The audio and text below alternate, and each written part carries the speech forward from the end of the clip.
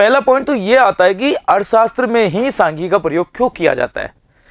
वैसे सांख्यिकी एक गणित की शाखा है और ये एक सार्वभौमिक विषय है, सभी क्षेत्र में इसका अलग अलग योगदान है, लेकिन अर्थशास्त्र में सांख्यिकी का प्रयोग क्यों किया गया, क्या आवश्यकता है कि अर्थशास्त्र में सांख्यिकी भी नीड पड़ती है। तो बच्चों मैं आपको बताना चाहूंगा कि अर्थशास्त्र अपने आप में एक व्यापक सब्जेक्ट है, एक व्यापक विषय है जिसका प्रयोग सभी क्षेत्रों में किया जाता है, क्योंकि आज का युग आर्थिक युग है। इसीलिए मार्शल ने भी एक बात कही है कि मुद्रा वह दूरी है जिसके चारों तरफ पूरा अर्थतंत्र चक्कर लगाता है। तो बच्चों आर्थिक जगत है, आर्थिक युग है, इसलिए हमें कई तरह के आर्थिक नीति निर्धारण करना होता है और उसके लिए हमें महत्वपूर्ण समंक की आवश्यकता होती है, विश्लेषण की आवश्यकता होती है, प्रस्तुतिकरण, सारणियन, कई तरह की चीजों की आवश्यकताएं होती है और इसके लिए सांख्यिकी विधियों का एक अहम योगदान होता है। तो बच्चों बात करते हैं कि अर्थशास्त्र में इसका प्रयोग क्यों किया जाता है। तो देखिए अर्थशास्त्र का अध्ययन एक अत्यंत महत्वपूर्ण है। आज के दैनिक जीवन में अर्थशास्त्र का अध्ययन करना आवश्यक है। अर्थशास्त्र से जुड़े कई पहलुओं पर विचार करना आवश्यक है, क्योंकि जब तक हम अर्थशास्त्र के बारे में बेसिक जानकारियां प्राप्त नहीं करेंगे तो अर्थशास्त्र के संबंध में जो भी हमें नियम बनाने, नीति निर्धारण करना है, सारणियां, विधि, प्रविधियां, जो भी सिद्धांत प्रस्तुत करने हैं, उनमें ये महत्वपूर्ण है। तो अर्थशास्त्र अपने आप में एक व्यापक विषय है, दैनिक जीवन में इसका काफी महत्वपूर्ण योगदान है, क्योंकि इसके सिद्धांतों के आधार पर हम दैनिक जीवन में कई तरह की नीति निर्धारण करते हैं। अर्थशास्त्र के अंतर्गत हम विभिन्न आर्थिक समस्याओं का अध्ययन करते हैं। देखिए कई तरह की आर्थिक समस्याएं होती है, तो उन समस्याओं का अध्ययन हम अर्थशास्त्र के अंदर रह कर सकते हैं और उसमें भी हमें सबसे ज़्यादा हेल्प करती है सांख्यिकी, क्योंकि कई तरह के आंकड़े, टेबल, तालिकाएं, इनके आधार पर हम विश्लेषण करते हैं, तुलनात्मक अध्ययन करते हैं, मूल्यांकन करते हैं और उसी के आधार पर हम नीति निसंगत होते हुए नीति निर्धारण का कार्य करते हैं कि हमें आगामी समय में या भावी नीति निर्धारण के लिए क्या करना है। इसमें भी एक सांख्यिकी का अहम योगदान है। इन समस्याओं का विश्लेषण करते हैं, अर्थशास्त्र की सहायता से हम इन समस्याओं का समाधान हेतु विभिन्न नीतियों का निर्माण करते हैं। ठीक है बच्चों, समझ में आ गया। तो आपने देखा कि अर्थशास्त्र अपने आप में एक व्यापक विषय है और आज के दैनिक जीवन में अर्थशास्त्र का सबसे बड़ा योगदान भी है, क्योंकि आर्थिक युग है, भौतिक युग है, दैनिक जीवन है, इसलिए आज के युग में हमें कई तरह के आर्थिक क्रियाकलापों से गुजरना पड़ता है। अपने जीविकोपार्जन के लिए बहुत सी तरह की धनोपार्जन क्रियाएं करनी पड़ती है और इसके तहत हमें कई तरह के विषय पर बात करनी पड़ती है। इसलिए अर्थशास्त्र का एक अहम योगदान है, क्योंकि आर्थिक जीवन में इसका एक अहम हिस्सा होता है। लेकिन इसके साथ ही विभिन्न तरह की आर्थिक समस्याएं होती है, तो उन समस्याओं का समाधान कैसे करें, तो उसके लिए हमें नीति निर्धारण करना होगा और नीति निर्धारण के लिए हमें क्या करना है, विश्लेषण करने के लिए अर्थशास्त्र का प्रयोग करना होगा। अर्थशास्त्र की सहायता से हम सीमित संसाधनों के माध्यम से अपनी असीमित आवश्यकताओं को अधिकतम संतुष्ट कर सकते हैं, उन समस्याओं को दूर कर सकते हैं और इसीलिए अर्थशास्त्र सामाजिक एवं आर्थिक नीति निर्धारण में सहायक है। ठीक है बच्चों, समझ में आ गया। इसलिए अर्थशास्त्र दैनिक जीवन का एक अहम हिस्सा है। अर्थशास्त्र के बिना हम आर्थिक जीवन यापन नहीं कर सकते हैं, इसलिए अर्थशास्त्र बहुत जरूरी है। अब बात करते हैं अर्थशास्त्र के मुख्यतः 3 भाग होते हैं, वैसे तो 4-5 भाग होते हैं, लेकिन आपकी बुक में इसको संक्षिप्त रूप से बताया है बच्चों। तो यहाँ पे उपभोग, उत्पादन, वितरण पे बात करेंगे। वैसे अगर हम बात करें तो अर्थशास्त्र के 5 घटक होते हैं: उपभोग, उत्पादन, वितरण, विनिमय और राजस्व। इसके बारे में हम कक्षा 12th में बात करेंगे बच्चों, लेकिन 11th में अगर हम बात करें तो बेसिकली अर्थशास्त्र के जो चक्कर में आता है वो सबसे इंपॉर्टेंट है उपभोग, फिर उत्पादन, फिर वितरण। क्योंकि इंसान जब उपभोग करेगा तो उसके अकॉर्डिंग उत्पादन होगा तभी तो फैक्ट्री उत्पादन करेगी, तो फिर वितरण करेगी और ये चक्र चलता ही रहेगा। और जब वितरण होगा तब आपके पास माल आएगा, प्रोडक्शन आएगा, उत्पाद आएगा, फिर आप उसका उपभोग करोगे, फिर उत्पादन होगा, फिर वितरण होगा, तो ये क्रम चलता ही रहता है। इसी क्रम में सरकार अपना राजस्व क्रिएट करती है, तो इसलिए राजस्व भी इसका एक क्रम हो गया। इसी के आधार पर लेन देन का कार्य होता है, विनिमय होता है, ये भी इसका भाग हो गया। इसीलिए उपभोग, उत्पादन, वितरण, विनिमय, राजस्व ऐसे अर्थशास्त्र के 5 घटक होते हैं, लेकिन आपकी बुक में इसे केवल 3 भागों में बताया। तो आइए इसके बारे में बात करते हैं। तो उपभोग, उत्पादन, वितरण के बारे में बात करते हैं बच्चों कि अर्थशास्त्र के अध्ययन को सामान्यतः 3 भागों में बांटा जा सकता है: उपभोग, उत्पादन और वितरण। तो हर आम व्यक्ति को, हर आम आदमी को अपनी आवश्यकताओं को पूरा करने के लिए उपभोग करना होता है और फिर उपभोग के लिए वो कई तरह के विवेकपूर्ण निर्णय लेता है, क्योंकि किसी वस्तु का उसके लिए हानिकारक तो नहीं है। अगर कोई वस्तु का उपभोग कर रहा है तो उसको फायदा हो रहा है, नहीं हो रहा है, तो उपभोग करेगा, फिर उसके आधार पर उत्पादन का कार्य चलेगा और उसी आधार पर हमारे तक वितरण की क्रिया संपूर्ण होगी। उपभोक्ता अपनी निश्चित आय के माध्यम से अपने ज्ञात जो भी बाजार में कीमतें उनको देखते हुए वैकल्पिक वस्तुओं में से किन वस्तुओं को वो खरीदे, इसका अध्ययन ही उपभोग कहलाता है। देखिए क्या होता है कि बच्चों आपने देखा होगा कि जब हमारे पास हमें बाजार में जब जाते हैं तो बहुत सी तरह की हमारे सामने वस्तुएं होती है, तो हम उन वस्तुओं में से अपनी आवश्यकताओं को पूरा करते हुए वस्तुओं की छटनी करते हैं कि इनमें से कौन सी वस्तु मेरे लिए लाभप्रद है, मेरे लिए इंपॉर्टेंट है, और कीमतों के आधार पर हम उसका मूल्यांकन करते हैं, उस वस्तु की लाभ के आधार पर हम उसका मूल्यांकन करते हैं कि इसका फायदा क्या है। तो कई तरह के एलिमेंट्स पे हम विचार करते हैं, उसके बाद हम उस वस्तु को खरीदते हैं, और यही प्रक्रिया क्या कहलाती है? उपभोग कहलाती है। और इसमें सबसे महत्वपूर्ण मेजरमेंट होता है अर्थशास्त्र, क्योंकि अर्थशास्त्र के कई नियमों के आधार पर हम उपभोग की क्रिया को प्रेषित करते हैं। किसी व्यक्ति या उत्पादक के द्वारा संसाधनों की ज्ञात कीमतों पर उनका चुनाव तथा उनसे कैसे उत्पादन करें, यह उत्पादन का अध्ययन होता है। वही अगर हम बात करें इसी प्रकार देश में कुल उत्पादन या राष्ट्रीय आय को मजदूरी, लाभ, लगान, ब्याज आदि में किस प्रकार वितरित किया जाए, इसका अध्ययन वितरण में होता है। तो इस तरह से 3 महत्वपूर्ण भाग बनते हैं। अब बच्चों बात करते हैं अर्थशास्त्र में सांख्यिकी। अर्थशास्त्र का प्रयोग क्यों जरूरी था, ये मैंने आपको बता दिया। अर्थशास्त्र के भाग पे हमने बात करी।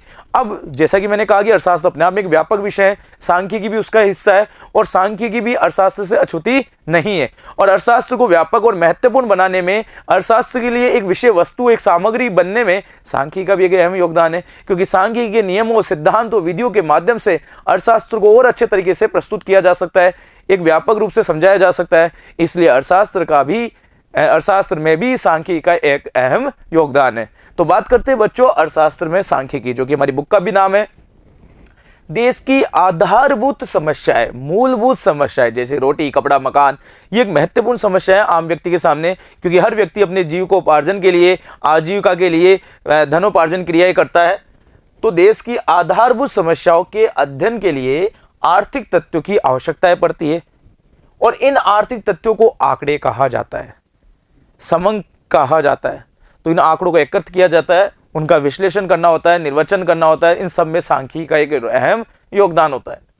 इन आंकड़ों के आधार पर हम मूलभूत समस्याओं का अध्ययन करते हैं कि क्या क्या हमारी बेसिक प्रॉब्लम है, उनका सॉल्यूशन कैसे करना है, क्योंकि जब तक हमारे पास समस्याएं नहीं होगी तो उन समस्याओं के आधार पर हम सॉल्यूशन कैसे करेंगे। तो उन समस्याओं को देखेंगे, उससे रिलेटेड आंकड़ों को देखेंगे, उनका एनालिसिस करेंगे, उनका इवैल्यूएशन करेंगे, मूल्यांकन, विश्लेषण, और फिर जाके हम निर्णय लेंगे।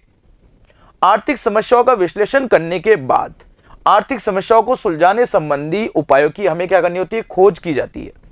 अर्थशास्त्र में ऐसे उपायों को नीतियों के रूप में जाना जाता है, क्योंकि जब आपके पास समस्या है तो आप उन समस्या को सोल्व करने के लिए कई तरह के उपाय खोजेंगे और उसे एक नीति के रूप में प्रस्तुत करेंगे, जिसे हम नीति निर्धारण करना भी कहते हैं।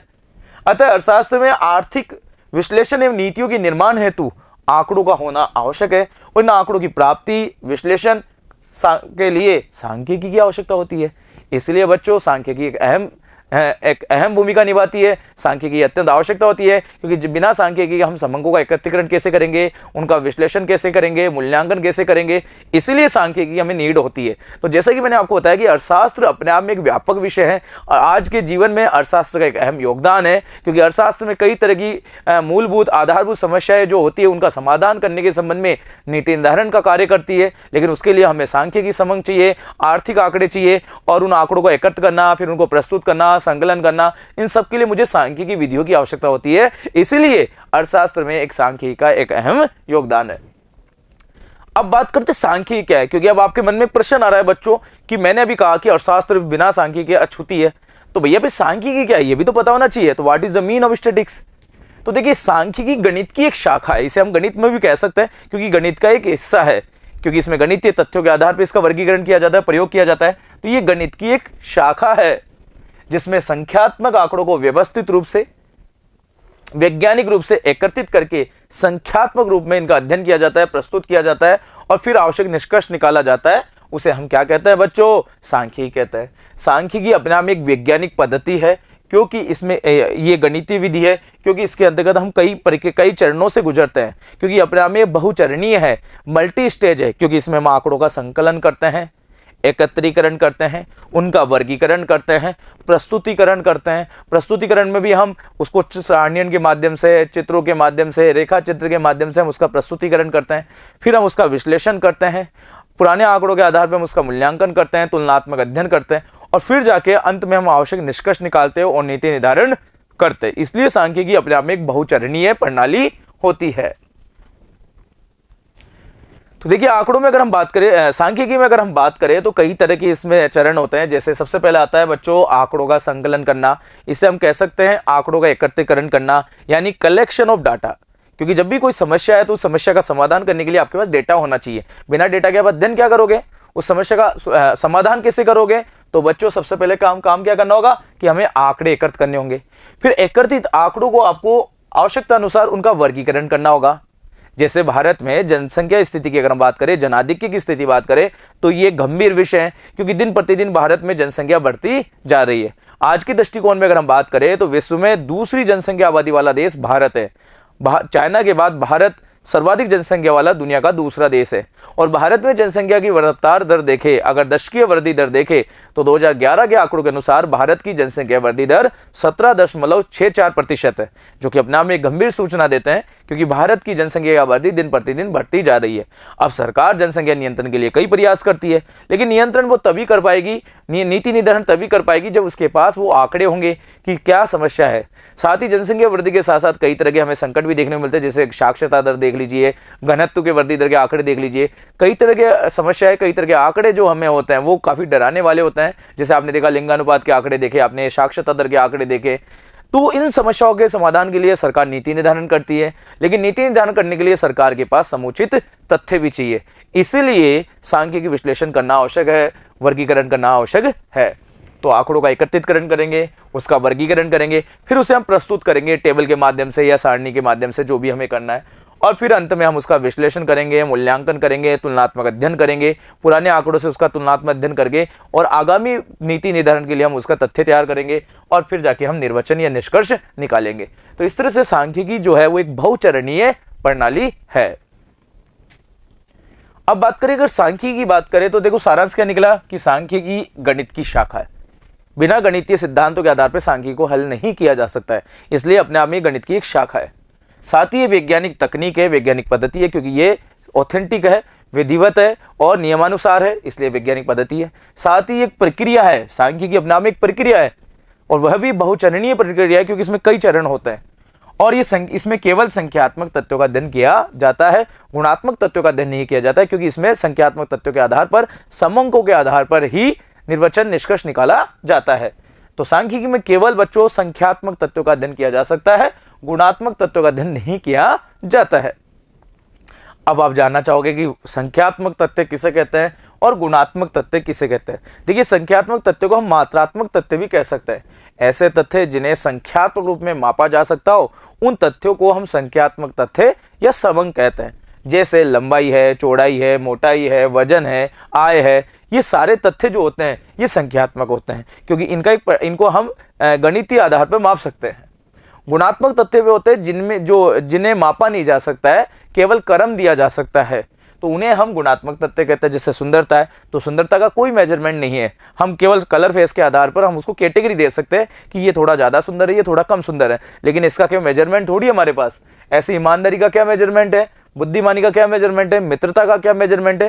तो ये वो तथ्य होते हैं जिन्हें मापा नहीं जा सकता है, तो उन तथ्यों को हम गुणात्मक तथ्य कहते हैं। अब बच्चों यही एक टेबल है, इस टेबल में आपसे मैं पूछूंगा कि बताओ कौन सा मद है जो किस प्रकार के आंकड़ों में शामिल होगा।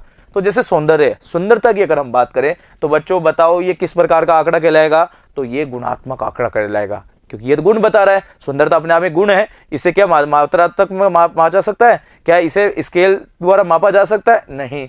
बुद्धिमत्ता की बात करें, बुद्धि की बात करें, तो बच्चों ये भी किस प्रकार का आंकड़ा होगा, गुणात्मक आंकड़ा होगा। अर्जित आय की बात करें तो आय को मापा जा सकता है, ये एक मात्रात्मक आंकड़ा है, संख्यात्मक आंकड़ा है।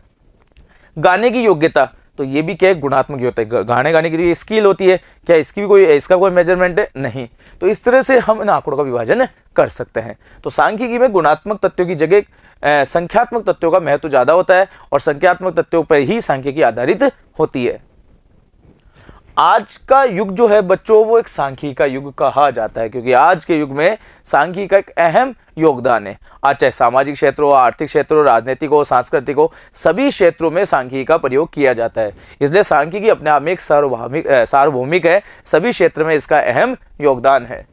दैनिक जीवन में इसका प्रयोग सभी क्षेत्रों में किया जाता है। वही सांख्यिकी का पिता बच्चों गॉटफ्राइड आकेनमान को कहा जाता है, जिन्होंने स्टैटिक शब्द का प्रतिपादन किया था। वही स्टैटिक शब्द की अगर हम बात करें तो ये स्टैटिक्स से बना है और स्टैटिक शब्द स्टेट से बना है, ये भी आपको ध्यान रखना। वही इसे अलग अलग देशों में इसे अलग अलग नामों से कहा गया है और अलग अलग देशों ने इस शब्द की उत्पत्ति अपने यहाँ नामों से सिद्ध किया है। जैसे जर्मन वाले कहते हैं कि हमारे जर्मन भाषा के स्टैटिस्टिक्स शब्द से बना है, लैटिन भाषा वाले कहते हैं कि हमारे स्टेटस शब्द से बना है, इटालियन भाषा वाले हम कहते हैं कि हमारे स्टेस्टा शब्द से बना है।